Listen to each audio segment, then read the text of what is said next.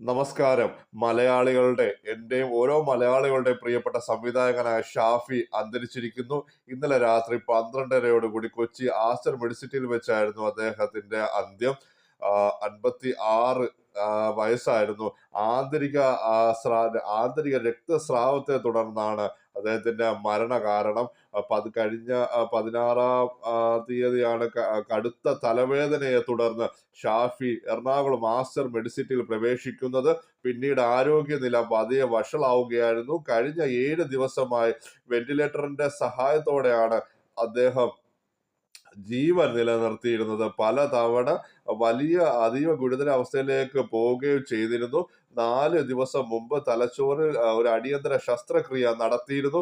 പിന്നീടാണ് മരുന്നുകളോട് പ്രതികരിക്കുന്നതിനടക്കം ഒരു പ്രതികൂല സാഹചര്യം കണ്ടെത്തിയത്. പിന്നീട് വെന്റിലേറ്ററിലെ തന്നെ തുടരുകയും അവിടുന്ന് പുറത്തിറങ്ങാൻ കഴിയാത്ത ഒരു അവസ്ഥയിലേക്ക് പോവുകയും ചെയ്തു. ICUവിലാണ് കഴിഞ്ഞ 6 ദിവസമായി ഷാഫി തുടർന്നിരുന്നത്. കഴിഞ്ഞ ദിവസങ്ങളിലെല്ലാം വളരെ അതീവ ഗുരുതരം തന്നെയായിരുന്നു അദ്ദേഹത്തിന്റെ അവസ്ഥ.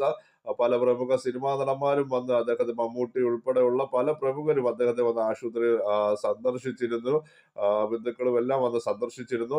നമുക്കറിയാം, ഒരുപാട് പ്രിയപ്പെട്ട സിനിമകൾ 2021 ജയറാമിന്റെ വൺമാൻ ഷോ ആണ് അദ്ദേഹത്തിന്റെ ആദ്യ സംവിധായകൻ. വൺമാൻ ഷോ, കലാഭവൻ മണി, മണിച്ചേട്ട, ജയറാം ഉൾപ്പെടെയൊക്കെ അഭിനയിച്ച hit cinema one-man show, Mayavi, Kalyanaraman, my boss, അങ്ങനെ നിരവധി ചിത്രം, ചോക്ലേറ്റ് തുടങ്ങിയ ഒരുപാട് സിനിമകളുടെ ഹിറ്റ് മേക്കർ എന്ന് പറയുന്ന, നമ്മൾ ഒരുപാട് ചിരിപ്പിക്കുകയും ഒരുപാട് കഥാപാത്രങ്ങൾ നമുക്ക് നൽകിയ പ്രിയപ്പെട്ട സംവിധായകൻ ഷാഫി അന്തരിച്ചിരിക്കുന്നു.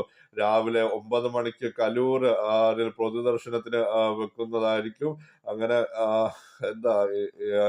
ഞാൻ ഉൾപ്പെടെ വളരെയധികം സ്നേഹിച്ചിരുന്ന ഒരു സംവിധായകൻ കൂടിയാണ് ഷാഫി.